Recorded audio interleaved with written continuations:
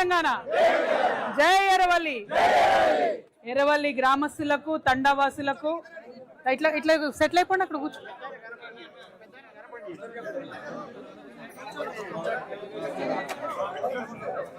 కూర్చోండి, ఆ ఖాళీ గ్యాప్ లో కూర్చోకొద్ది అటు.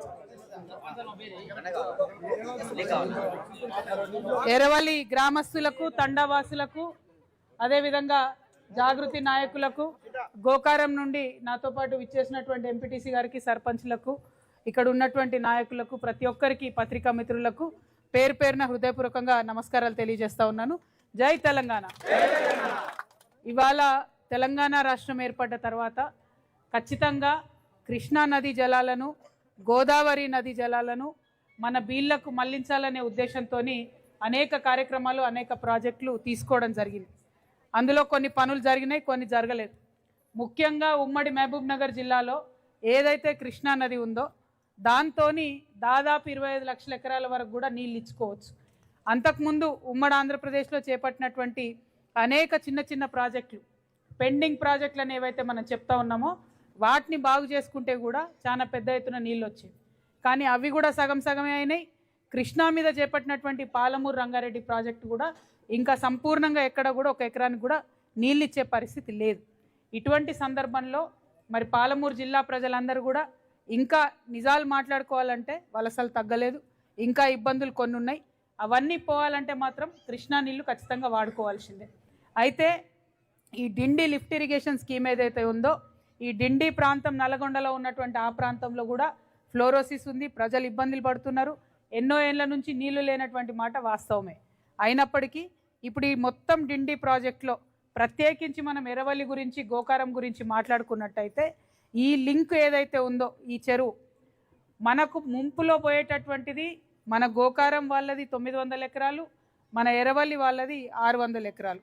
ఈ రెండు కలిపితే ఒక 1500 ఎకరాలు భూమిని ముంచుతూ మరి బండ్ పెద్దగా చేస్తాం, ఎర్రవల్లి చెరువుని పెద్దగా చేస్తాం, గోకారం చెరువుని అని చెప్పి ఒక ప్రపోజల్ పెట్టిండ్రు. అయితే మీరు ఏదైతే ఆలేరు నియోజకవర్గం చెప్పారో, నిన్న మొన్న నేను ఆలేరులో ఉన్నాను. ఆలేరులో ఒక ఎగ్జాంపుల్ చెప్తాం మీకు. బస్వాపూర్ అనే రిజర్వాయర్ కడుతున్నారు.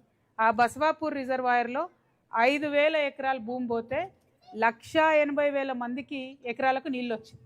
అంటే ఆ భూమి ఇచ్చిన రైతులు కూడా మేము 5,000 ఎకరాలు ఇస్తే 1,80,000 మందికి లాభం జరుగుతుంది, అన్ని ఎకరాలకు నీళ్ళు పోతున్నాయని వాళ్ళు ఆనందంగా ఇచ్చిండ్రు.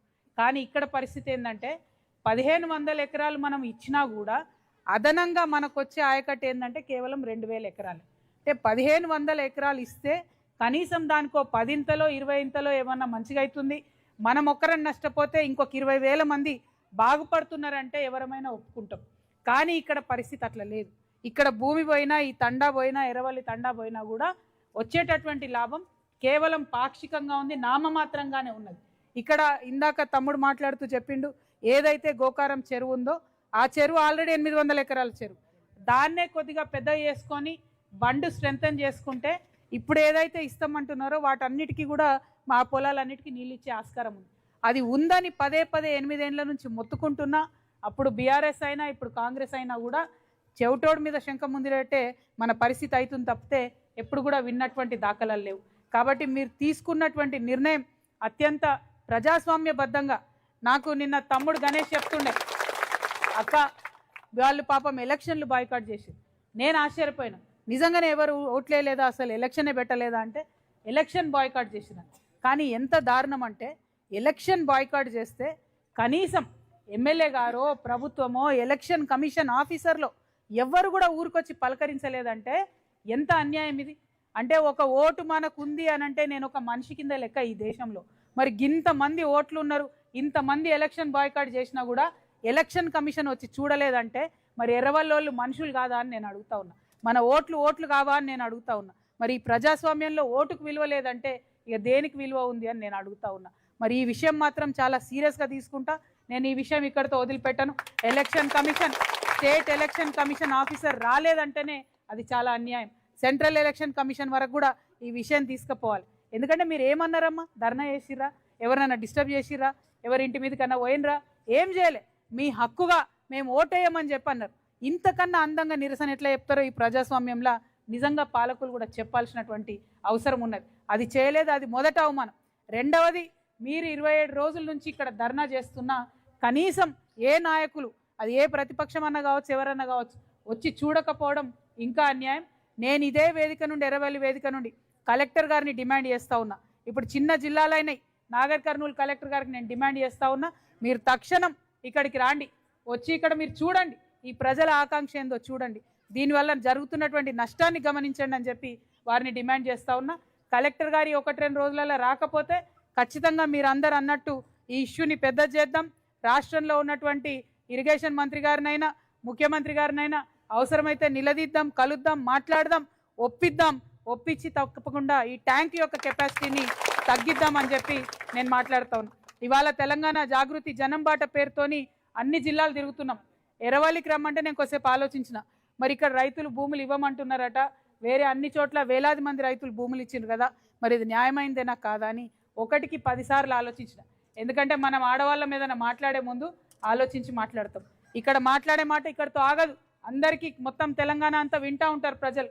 కాబట్టి ఆలోచించిన, ఎంత ఆలోచించినా, ఎంతమంది ఇంజనీర్లతో మాట్లాడినా, ఎంతమంది అధికారులతో మాట్లాడినా ఎర్రవల్లి వాళ్ళు చేస్తున్నది న్యాయ పోరాటం, న్యాయమైన కోరిక.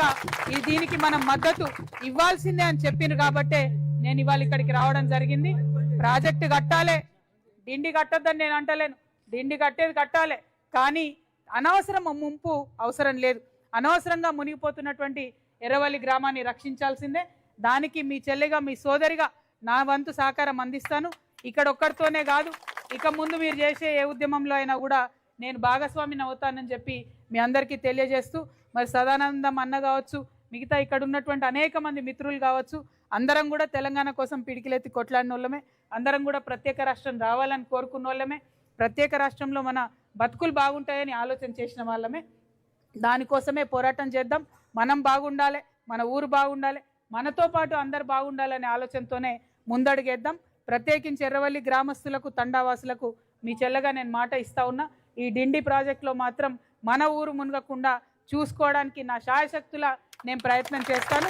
ఇంత మంచి ఐక్యత చూపిస్తున్నటువంటి ఈ కార్యక్రమంలో నన్ను భాగస్వామ్యం చేసినందుకు, మరొకసారి నాలో ఉద్యమ ఆకాంక్షను రేకెత్తించినందుకు ఎర్రవల్లి వాళ్ళందరికీ కూడా హృదయపూర్వకంగా నమస్కారాలు. జై ఎర్రవల్లి, జై ఎర్రవల్లి, జై తెలంగాణ. Thank you. జై జాగృతి.